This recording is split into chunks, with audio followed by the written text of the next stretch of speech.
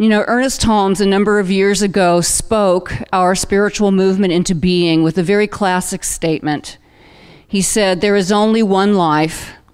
This life is good. This life is God. This life is my life now." He spoke into being the path that you are walking, and that all of us here engaged in this study are walking.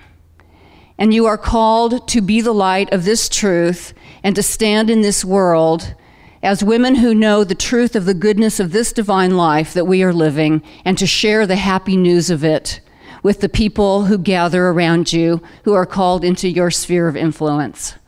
And I don't know that there is a more important time on the planet than right now to be doing this work. You know, there are people who have the ability to give utterance to the huge cosmic sweeps of change that happen, and they're talking now.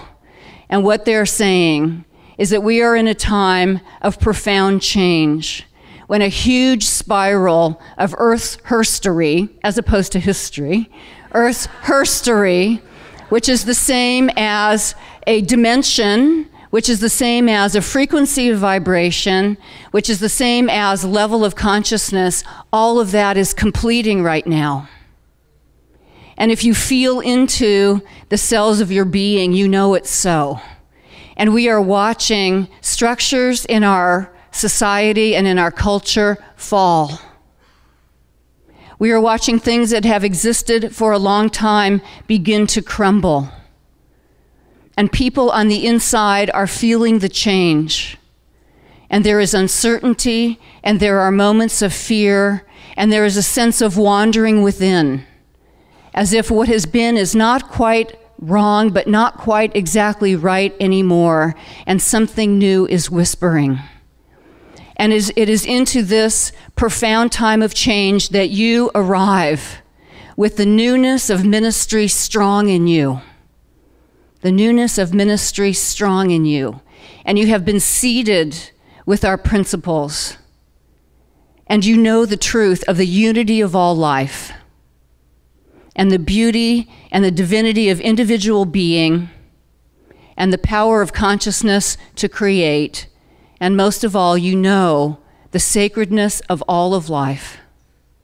And it is as you teach this, as you live it, as you embody it, as you call people into this realization, especially at this time, you are helping them lift their vibration. And all of life lifts with the people that you are serving.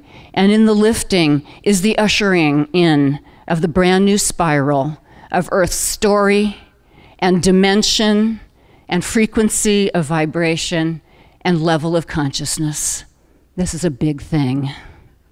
This is a really, really big thing. And so the first part of this call is that I call you to this moment in time and to the work that you are to do. The second thing that I call you to is the authenticity of your own path and your own walk with God. And you are here to do the work that you are called to do, and to do the serving that you are called to do in just the way that you do it. And to keep faith with the way in which Spirit is using you and no one else but you.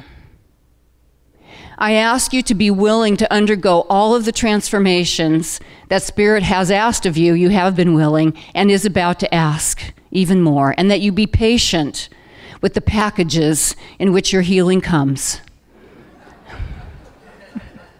The people and the places and the things and the situations that turn out to be the agents by which God's call is happening in your life.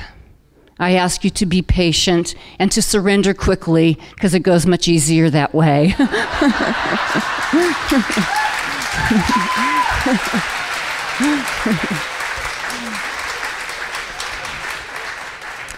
There is a saying that a minister will always conform around her the people and the circumstances that she needs for the greatest healing.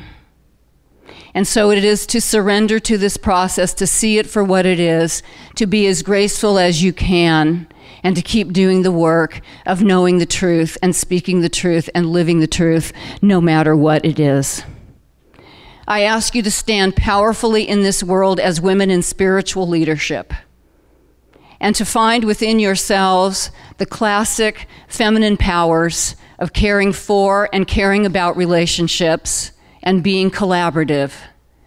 At the same time that you find within yourselves the classic masculine powers of being goal-directed and task-oriented and able to achieve. And that you bring these great streams of energy together in a balanced fashion and live a balanced spiritual leadership in our world. And most of all, I ask you to keep bringing forth the absolute fullness and uniqueness of your being, so that you are bringing forth in the world exactly what is unique to you.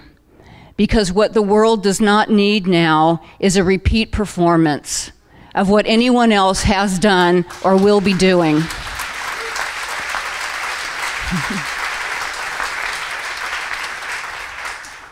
But that you stand in your uniqueness. The world that is coming into being asks that you give of yourself exactly the way that you are, in the way that no one else can do. That is what is wanted and needed. My dear friend Michelle Tiernan, who is up here with the Corazon Global group, sent me a poem by Rumi the other day, which is about honoring your own path. And it's a little bit of a longish poem, but I'm going to read the whole thing. And it begins with some questions and then some stories that are about other people. Who gets up early to discover the moment light begins?